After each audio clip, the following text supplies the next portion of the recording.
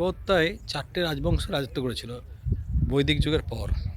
হর্ষাঙ্ক বংশ, শৈশনাগ বংশ, নন্দ বংশ এবং মৌর্য বংশ। সবশেষ বংশ হচ্ছে মৌর্য বংশ। সে মৌর্য বংশের রাজা ছিল বিম্বিসার, গৌতম বুদ্ধের সমসাময়িক। তো তার শেষ জীবনে তার পুত্র অজাতশত্রু কারাগার নির্মাণ করেছিলেন তাকে বাবাকে বন্দি করে রাখার জন্য, এবং এখানে তার মৃত্যু ঘটে। পরবর্তীকালে এখানে অনেক কিছু লোহার শেকল টেকল, অনেক কিছু রড টড পাওয়া যায়। তো সেইটা এখন নালন্দা বিশ্ববিদ্যালয়ে রক্ষিত করা আছে সংগ্রহশালায়। আর এইটা হচ্ছে, এই গোটা চত্বরটা হচ্ছে বিম্বিসারের কারাগার ছিল। এই গোটা চত্বরটা এরিয়াটা। আর ঠিক এইখানে ওই পাহাড়ের ওপর গৃদ্ধকূট পর্বতে গৌতম বুদ্ধ আসতেন, শান্তির বাণী প্রচার করতেন, এবং বিম্বিসার খুব ভালো লাগতো। সেই জন্য বিম্বিসার এখানে চেয়েছিলেন যে তার কারাগারটা নির্মাণ করাতে।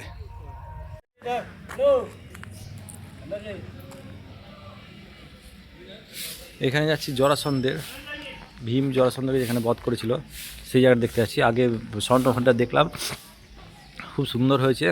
ওইখানে একটা ফর্মুলা আছে, সেই ফর্মুলাটা পরে আমি দিয়ে দেবো। তো ফর্মুলাটা লেখা আছে, কেউ পাঠাদার করতে পারেনি। ফর্মুলাটা জানলেই সব খোলার অবস্থা, খোঁজা না কী করে ভেতর থেকে বার করা যায় সব জানা যাবে, কিন্তু সেটা সম্ভব হয়ে ওঠেনি, কালের প্রভাবে আজও হয়ে ওঠেনি। এখন যাচ্ছি মহাভারতকালে। জরাসন্ধের প্রচণ্ড পরাক্রমী রাজা ছিল, অত্যাচারী শাসক ছিল, কংসের শ্বশুরমশাই ছিলেন। তো কংসকে বধ করার পর শ্রীকৃষ্ণের উপর রাগ ছিল, শ্রীকৃষ্ণকে নানাভাবে আক্রমণ করার চেষ্টা করেছিলেন ভগবানকে, কিন্তু সম্ভব হয়ে ওঠেনি। মথুরাবাসীর ওপর আক্রমণ করতেন যখন কৃষ্ণ থাকতেন না সেই সুযোগে। তো খুব অশ্বমেধ যজ্ঞ করেছিল, মহাভারতে সব লেখা আছে। তো 100টা অশ্বমেধ যজ্ঞ করলে তার এক পূর্ণফল যা প্রাপ্ত হয়, 100টা রাজাকে বলি দিয়ে অশ্বমেধ যজ্ঞ করতে হতো তখনকার দিনে। তো সেইটা তখন তার আগে শ্রীকৃষ্ণ ছলনা করে ভীমের হাত দিয়ে মারা করিয়েছেন জরাসন্ধকে। খুব ভালো কাজ করিয়েছেন, অত্যাচারী শাসককে ভগবান দমন করেছেন, এর থেকে নিয়ে শান্তি ফিরিয়ে এনেছিলেন। এই 5 পর্বতের মাঝখানে ধোলগিরি, রত্নাগিরি, তারপরে আরও অনেক কিছু পর্বতের নাম আছে, গিদ্ধকূট পর্বত, সব পর্বতের মাঝখানে মগধ রাজ্য ছিল। বহিঃশত্রু আক্রমণ সহজে করতে পারতো না, নানা রকম কারণ দিয়ে তখনকার দিনে এই রাজ্য ছিল। বাকিটা পরে বলছি।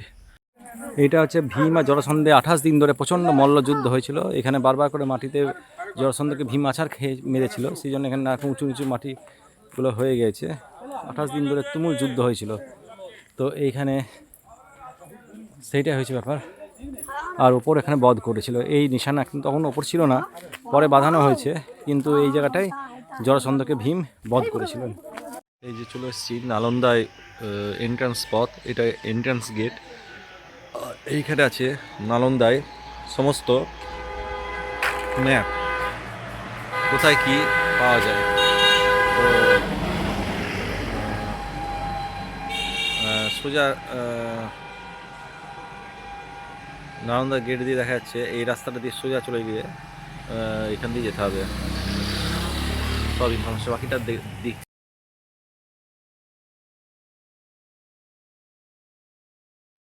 যেহেতু নালন্দা বিশ্ববিদ্যালয়ের রুইন্স, যেটা ধ্বংসাবশেষ হয়েছে, সেটা সকাল 9টার আগে খোলে না, সেই জন্য এই ফাঁকে আমি ওই সামনাসামনি মহাবীর, মানে জৈন ধর্মের যে প্রবর্তক 24তম তীর্থঙ্কর, সেই মহাবীরের জন্মস্থান কুণ্ডলপুর, সেখানে এলাম। সেখানে পুরানো মন্দির আছে, নতুন মন্দির আছে। পুরানো মন্দিরটা বহু প্রাচীন, ওইখানে সামনাসামনি 2টা মন্দির আছে, ডান দিকে আর বাঁ দিকে, মাঝখানে একটা রোড চলে গেছে। তো সেই মন্দিরের দর্শন করে এলাম, এবং ওইখানে খুব সুন্দর পরিবেশ। তোমরাও এলে এই সামনাসামনি দর্শন করতে পারো। নালন্দা থেকে টোটোতে ভাড়া নেবে মাত্র 30 টাকার মতো, 3 কিলোমিটার বা 4 কিলোমিটার নালন্দা থেকে দূরত্ব। আর তার আগে দুটো তীর্থঙ্করের নাম আছে। এই তীর্থঙ্কর বলে দুটো জৈন সম্প্রদায়ের যে দুটো ব্রাঞ্চ হয়ে গেছিলো পরবর্তীকালে, দিগম্বর শ্বেতাম্বর বলে। তো মহাবীরের আসল জন্মস্থান কুণ্ডলপুর, সেটা হচ্ছে দিগম্বরদের, অর্থাৎ বিবস্ত্র অবস্থায় যেসব মানে উপাসক ধর্ম লোকরা মানে বিবস্ত্র অবস্থায় তারা কোনো বস্ত্র ত্যাগ করে দিয়েছিল, সেইটা হচ্ছে দিগম্বর সম্প্রদায়। শ্বেতাম্বর সম্প্রদায়টা নালন্দা থেকে একটু আগে, ওইটাও তোমরা দেখে নিতে পারো।